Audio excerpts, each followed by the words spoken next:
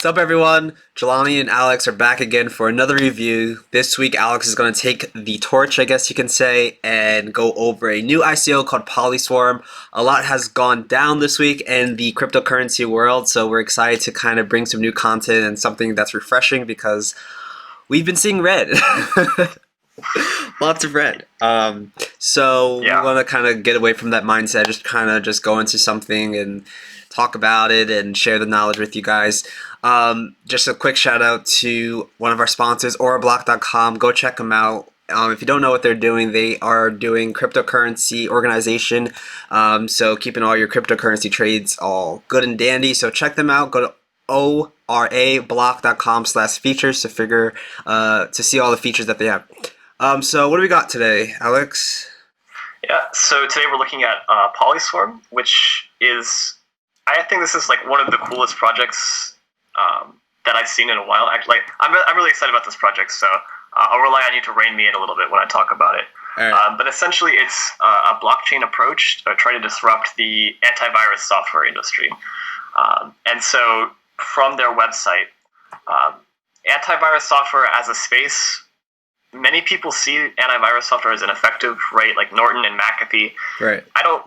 I don't really trust them like to catch all these threats, right? And just the nature of the industry is they'll always be chasing the virus and malware creators, right? Like some malware will infect your computer, and then the antivirus software's job will be to detect it and get rid of it, as opposed to being preventative, right, and blocking new threats from entering your system. And according to Polyswarm, 70% of threats go undetected.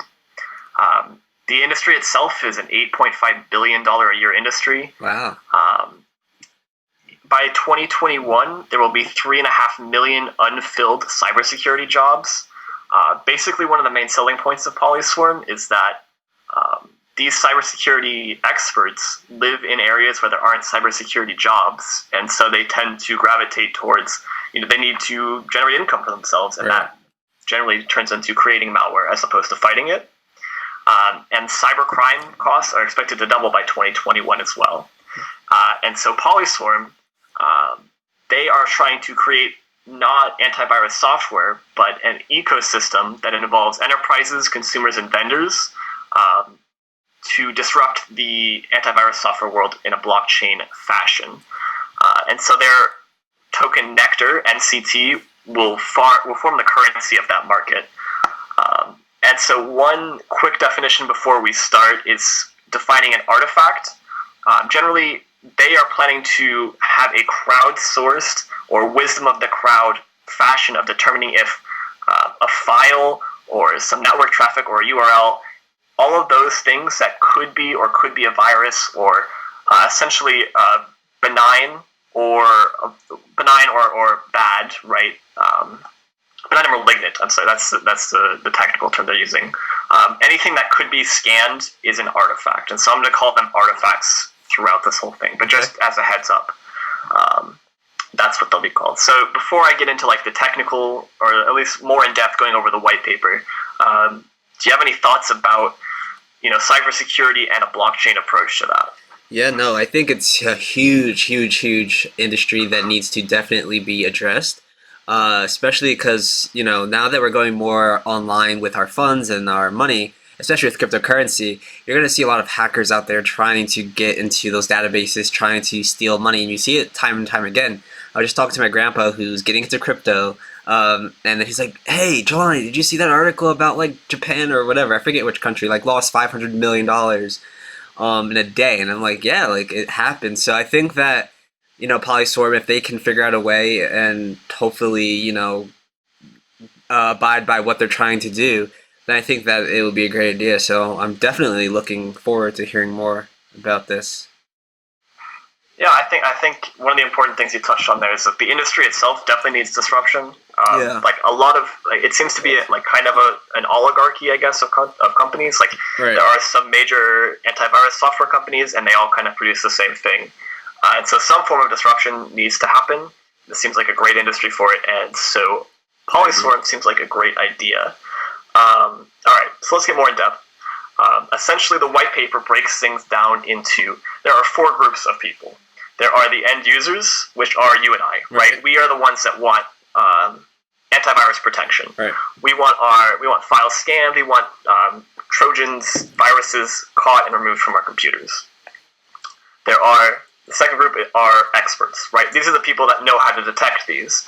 These are the people that on the blockchain will be rewarded for detecting these, scanning files, determining if a website is a bad website to visit, that kind of stuff. And they make the point in their white paper that at the base level, this is all you really need, is an end user to ask an expert to scan a file and determine if it's good or bad. Right. They go further and say that in practice, you won't build a business on that or an ecosystem on that. And they add in ambassadors. And they foresee ambassadors, this third group, as kind of the antivirus software companies. And so generally, they envision this flow going, end users will pay ambassadors or antivirus companies for a fiat fee for antivirus software. And then the ambassadors will talk to the experts and use the expert opinions on all sorts of files, websites, that kind of stuff, to protect the end user's computers, right? So you can imagine that they will have antivirus software backed by the expert opinions. Right. And then finally, they have a group called the arbiters. And these will be a group of probably the most involved, earliest adopters that are also ambassadors. And they will truly determine if a file is good or bad, right? So essentially the flow is, I pay an ambassador, an end user, pay an ambassador for antivirus software. These ambassadors are constantly looking for, you can imagine, this website, we want to block this website, we want to know if it's good or bad first. So we'll ask all of the experts. Ideally, there will be tons of experts that can provide opinions on this, and they will do this via the blockchain. The experts will weigh in an opinion, right? Maybe there's 100 experts, and 80 of them say this is a bad website, and 20 of them say it's a good website. And then the arbiters will be the ones that truly determine if it's good or bad, right? And thus determining which experts get rewarded for their prediction. Right. And so in that sense, that's how this is going to all flow, right? So generally, you and I, end users, won't interact with the people predicting if an artifact is good or bad, but we will be using software via an ambassador that will. Now, so the experts that say this is not a bad website, they don't get paid, right? Only the people that say this is a bad website. Like, so in your example, you said 140, whatever, say it's bad, right. And then 20 say it's good, or 20 say it's good. The 20 people won't get paid, or will they still get paid because they put input into the consensus? Right, so they won't get paid, right? Okay. This is kind of like their take on proof of work, okay. Is that one, you have to put a fee forward, okay, in order to have an opinion on an artifact, and so if you get it wrong, you lose your okay. fee. Okay. And if you get it right, you win not only what's posted as a bounty from the ambassador, right? So the ambassador will say, I have this artifact, I need all of the experts on the blockchain to tell me if this is good or bad. Right. It's a 100 Nectar bounty. And then, based on these experts' opinions, they all have to contribute a fee to provide an opinion. And then if you get your opinion wrong, you lose that fee. Right. And that is added to the bounty that is split among the people that got it right. Oh, and it's also split proportionally among the size of the fee. Okay.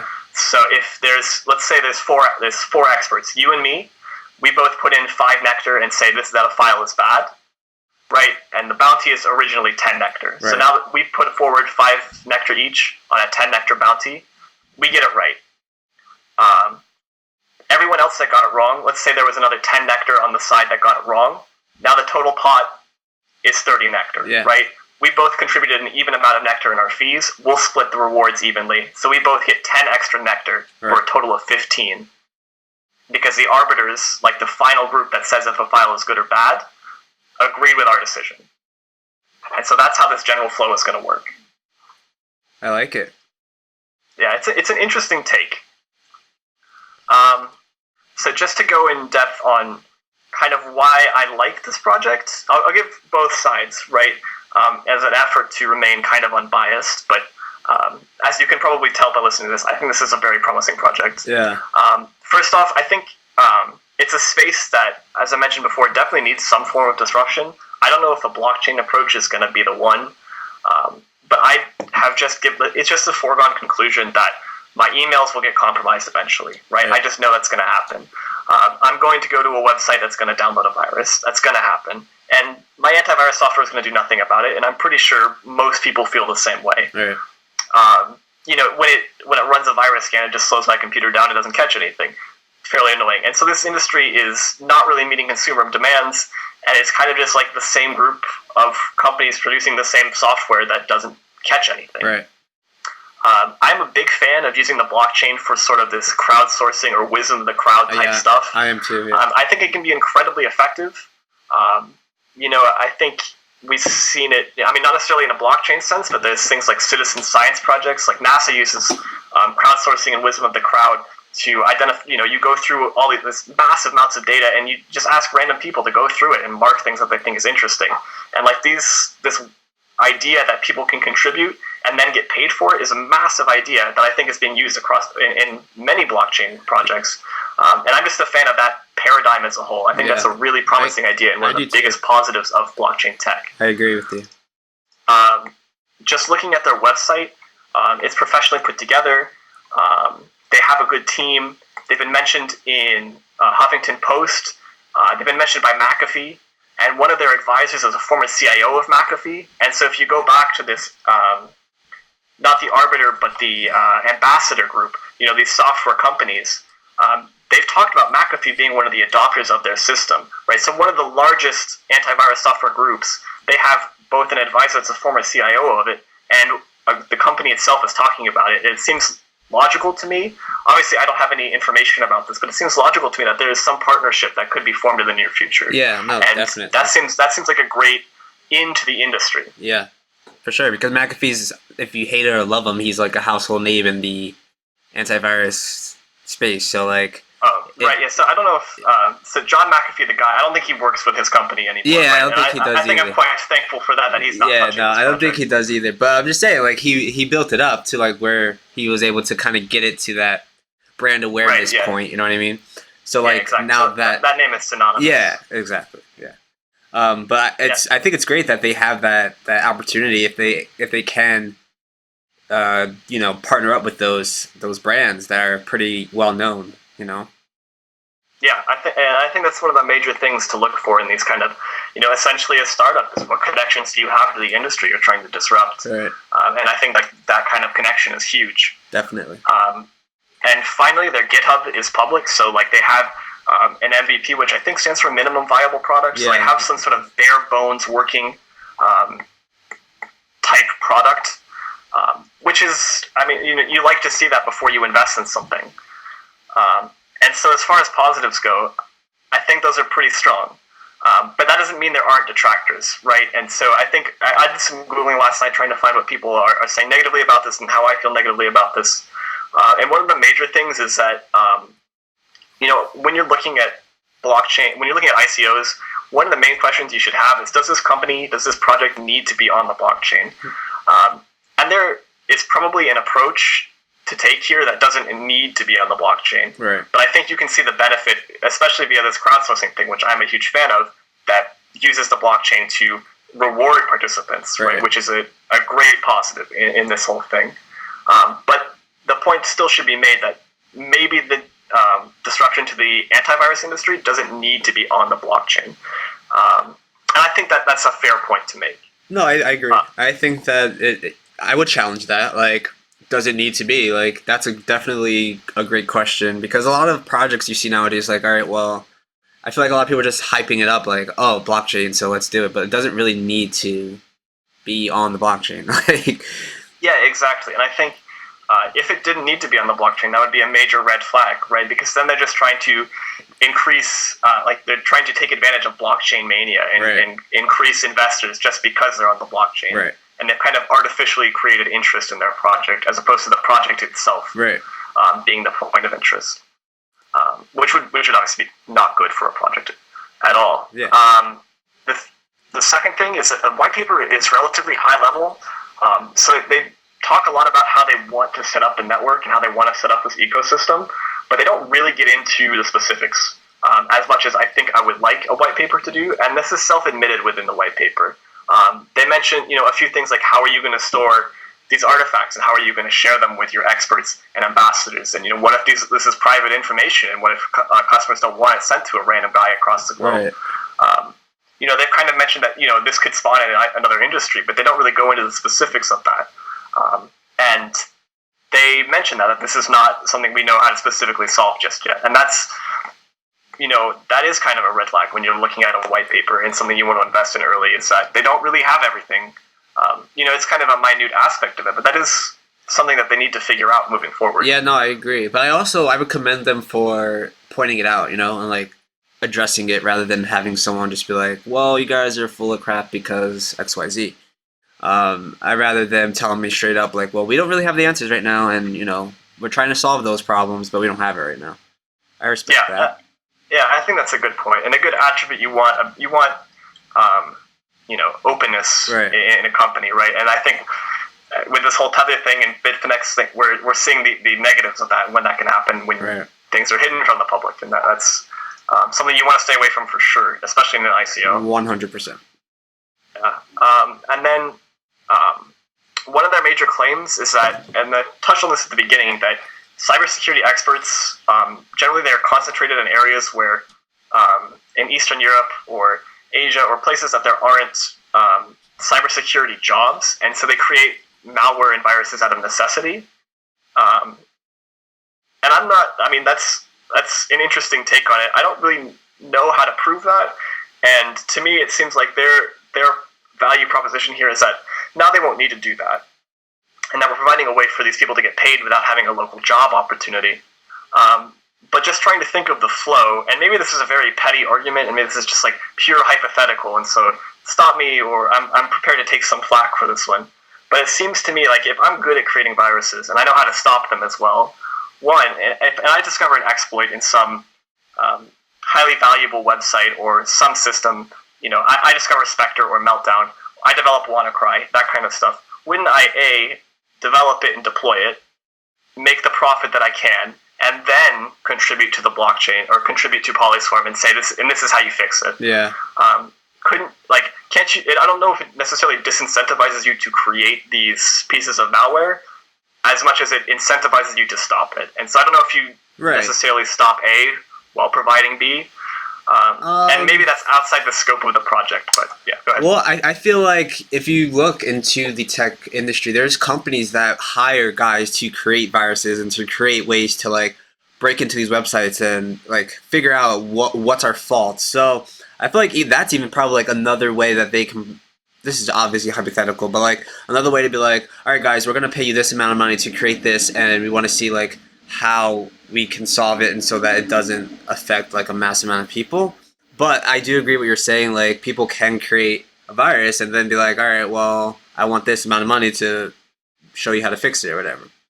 I don't think that's a petty argument. I think that's a valid argument, and I think that's something that Polyswarm would probably have to face because people are creative, and like when you show people opportunity, they're gonna take it and they're gonna take advantage of you. Like I don't care what industry you're in, like people love to take advantage, love to get one up on someone else. So I don't think that's petty. I think that's a very valid point.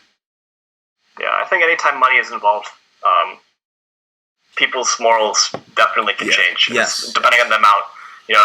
Nectar and this stuff hasn't even released yet, so it's a bit early to think about, but it's something to, I guess, bring up. Yeah, no, totally. I think it's all valid because if you're going to invest into anything, you have to think about these things. Like, for example, if that case were to happen and people just started making lots of viruses, that would bring the price down, the Polyswarm down. Like, if Polyswarm didn't address that, then, like, you're an investor and you invested and you didn't think about that. I think that you should think about these things and think outside the box and question everything. Like, well, can this happen? And kind of like when I was at the meetup in Las Vegas, one of the main points, a guy named Randall, he's like a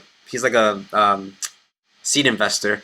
He was saying like this guy literally will message the CEO, like call the company, like get all information that he possibly can before investing because like he wants to know like, are you guys legit? Like, are you guys addressing these serious problems that can happen?